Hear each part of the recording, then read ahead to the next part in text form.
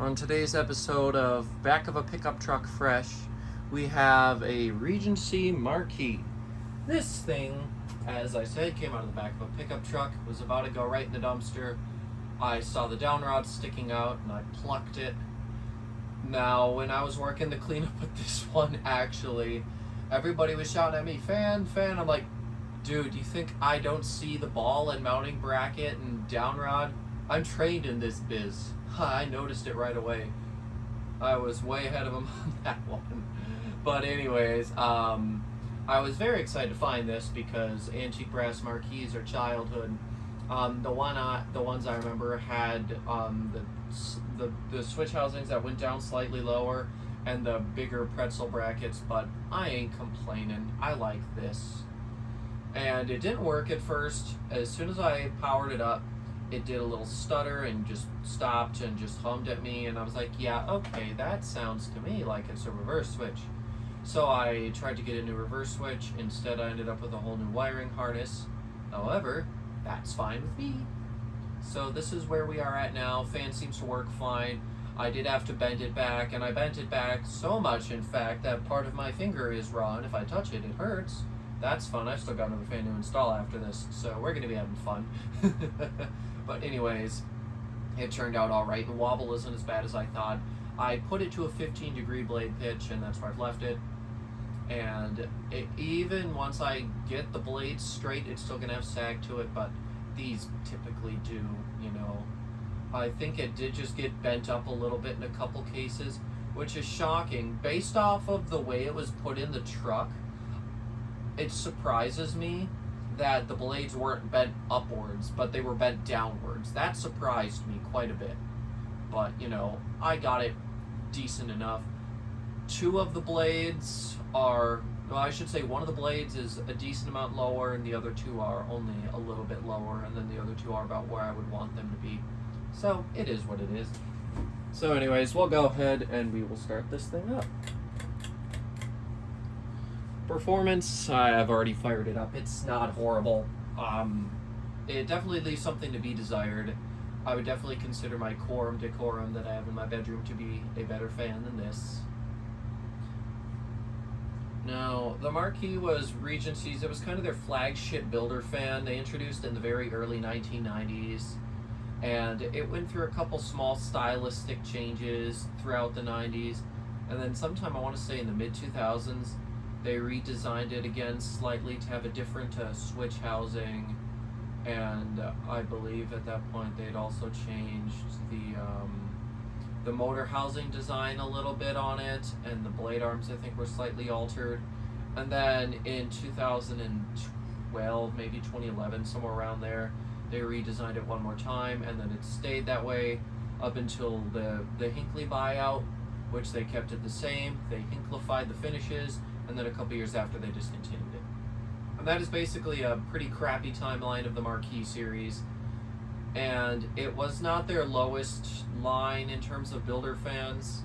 However, it still doesn't impress too much. But like I said, this is for childhood reasons. That's why I'm keeping this. So let's see, 0.21 amps, 9.7 watts, and about a third of a power factor. Go take it to medium.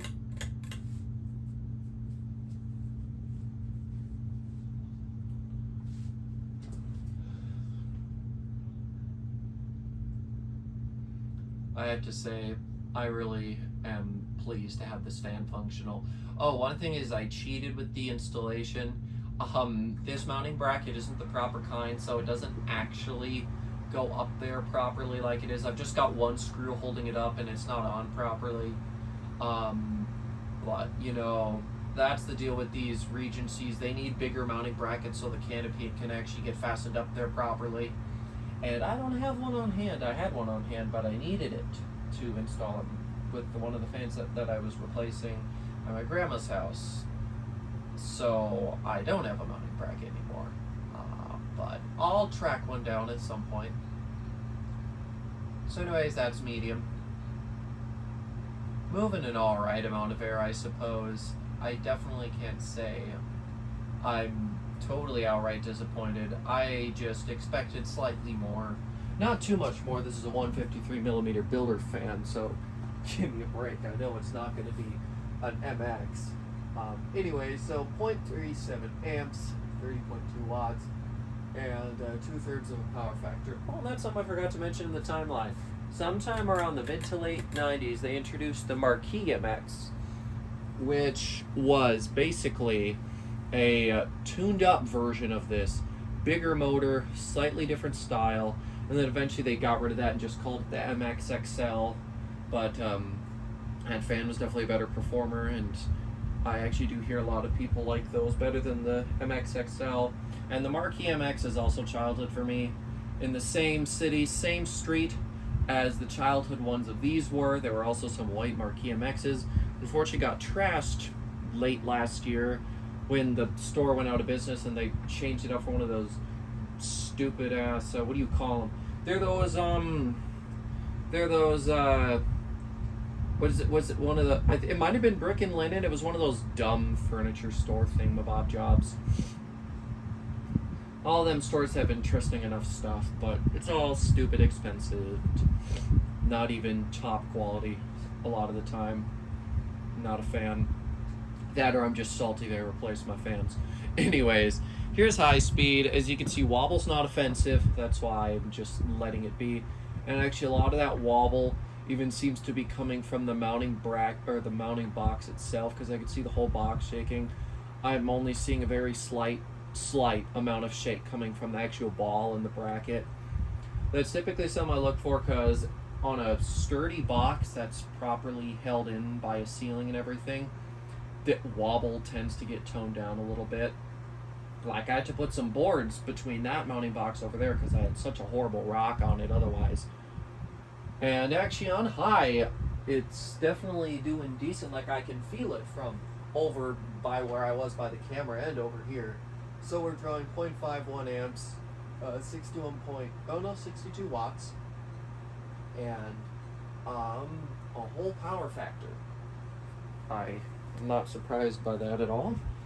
Anyways, I'll go ahead and give you guys a little up close. Like, I got to be careful not to hit my head on this thing.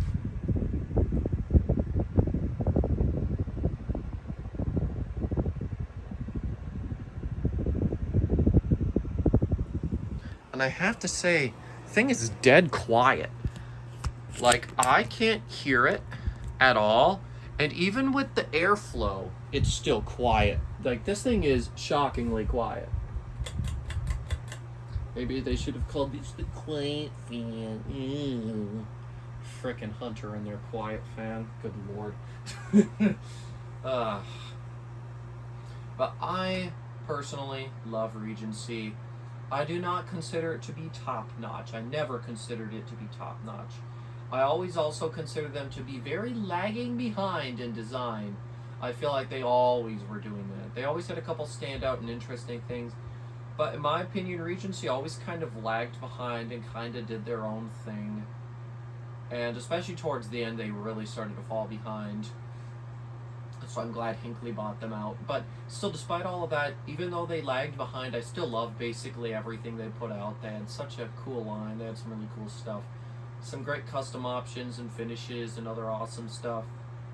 And I personally will always love Regency. I know there definitely are some people who aren't a fan. However, I think it's a fairly underrated brand and something that I feel like a lot of collectors will kind of just take a look at and then just sort of pass it by, or they'll only focus on something like the MX XL, which, awesome fan, don't get me wrong, but there are a lot of other amazing Regencies out there, and I just feel like they deserve slightly more appreciation than what they're getting. I don't think they should be praised as much as an Emerson should, but still, I think you guys get my point. Anyways, I hope you guys enjoyed this video, and I will see you in the next one. Goodbye.